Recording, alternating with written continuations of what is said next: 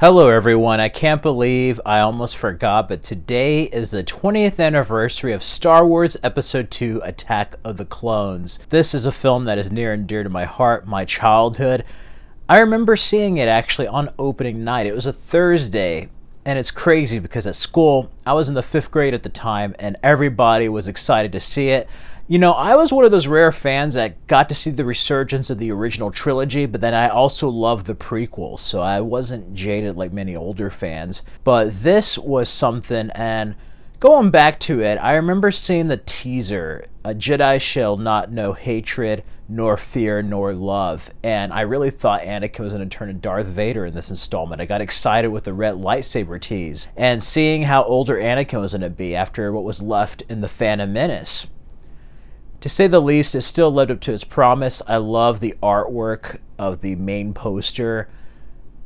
This is just pure Star Wars at its finest. In many ways, I think Phantom Menace had a bit more to the craft with practical effects. There's still models and stuff used, but this is where we get to see a transition to a digital era. And it was the first digital film ever, really. I mean, as far as a major motion picture, this and Once Upon a Time Mexico really set the precedent for digital cameras and digital filmmaking in the 2000s. And I love this. It looks pretty good, actually. And it does have a different aesthetic to it than Phantom Menace, but at the same time, you got to appreciate this film, even though it is a bit dated after 20 years with the CG. It pushed the envelope. This entire trilogy pushed the envelope for modern films. I look at stuff like Aquaman, all the Marvel MCU films, some of the sci-fi films, all of it can be derived as far as the advancements made in Attack of the Clones and the prequel trilogy as a whole. And it was quite something with this film's release. I was a huge Star Wars fan. I got the soundtrack before this film came out. They had the different covers, but I got the theatrical poster cover. And on that day, I was just excited to see it. I got out of school, and my father, he was an assistant superintendent in a school district, so he had a board meeting. My mom and brother at the time, who was living with us, surprised me. She said, "Look at my purse. I have something I need you to get." And it was the tickets to Attack of the Clones. And we went on opening night, had to wait in a long opening line. Oh my God, it was quite something seeing that on opening night, seeing the packed crowd. That movie was quite something. And it was cool because right before the film started, we had trailers, and who could forget the Matrix Reloaded teaser that had Matrix Revolutions and Matrix Reloaded, and it had Wake Up, and it had Morpheus saying, like, "This is the very meaning of our lives, this fight." And it just had that, "Come on!" And it had like Neo with the fighting stance and the music. We were just so pumped up. And then the movie started, and this film has so many moments. For one, you have the romance. Yes, you have some cringy dialogue, but I had the hugest crush on Natalie Portman in this film. You've seen that meme about the marketing team and poster, like, yeah, but who could blame me? You know, a young kid, I'm like, Natalie Portman, I see what Anakin sees. And it was great seeing her as Padme. Hayden Christensen as Anakin Skywalker. He gets a lot of hate. I actually thought his performance is better in Revenge of the Sith. But this is a pretty good film still. And he had to work with like blue screen. A lot of the actors, this is like early blue screen before everything was CG. So that you have to really get used to that. There's an underrated film of his that I think people should see called Shattered Glass, where he gives a phenomenal performance. We get to see Obi-Wan. He's older. I love that line where he's just like, "Why do I feel like you're going to be the death of me?" You know, you get to see more Coruscant. This is the first time we had a CG Yoda, and oh my God, who could forget that fight? The audience was silent, and then it was just like, whoa! Everybody was just pumped up seeing like Yoda use the Force and have a lightsaber. We'll take them together. No, I'm taking him now. Who could forget Jango Fett? That fight is awesome on Kamino. And then who could forget the asteroid field? Yeah, that freaking bomb going off was so damn loud in the cinema. Like, oh my God, that was just like earth, ear pounding, loud. And you have the Clone Wars or Geonosis, you know.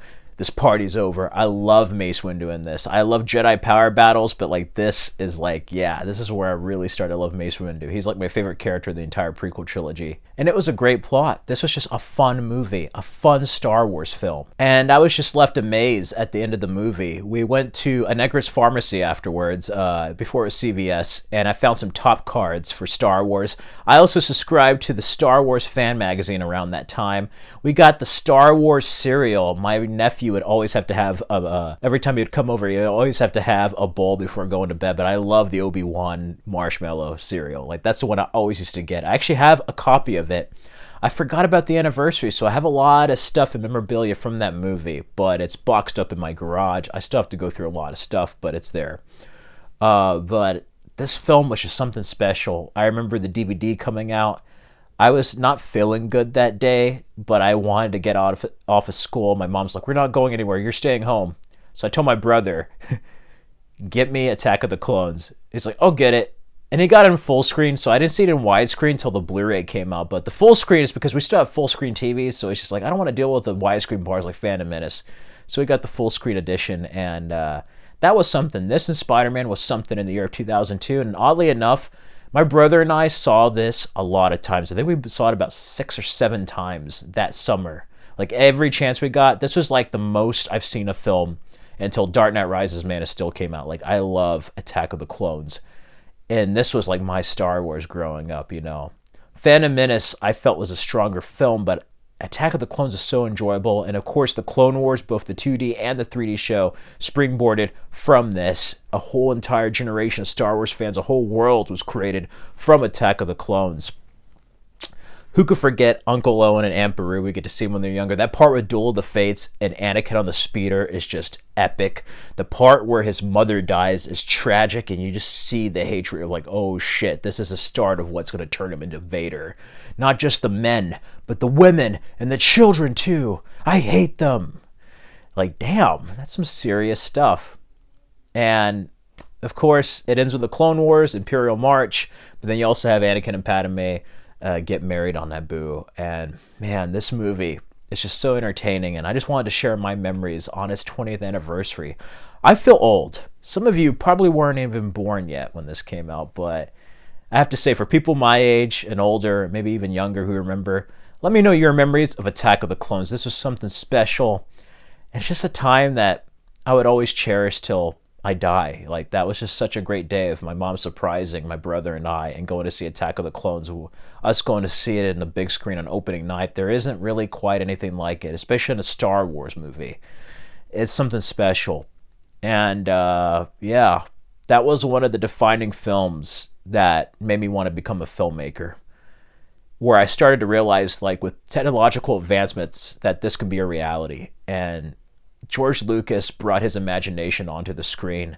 And say what you will about, like, the execution of those ideas, at least there is a vision. At least there is originality. At least there is imagination. And I can't really say the same about Star Wars now, let alone other sci-fi films. And that's something that separates not only Attack of the Clones, but the prequel trilogy from the new Star Wars and other sci-fi films now, I feel. So, those are just my brief thoughts. Be sure to like, comment, subscribe, check out these other Star Wars related videos for more content. Stay safe and healthy, everyone. And remember, the Force will be with you always.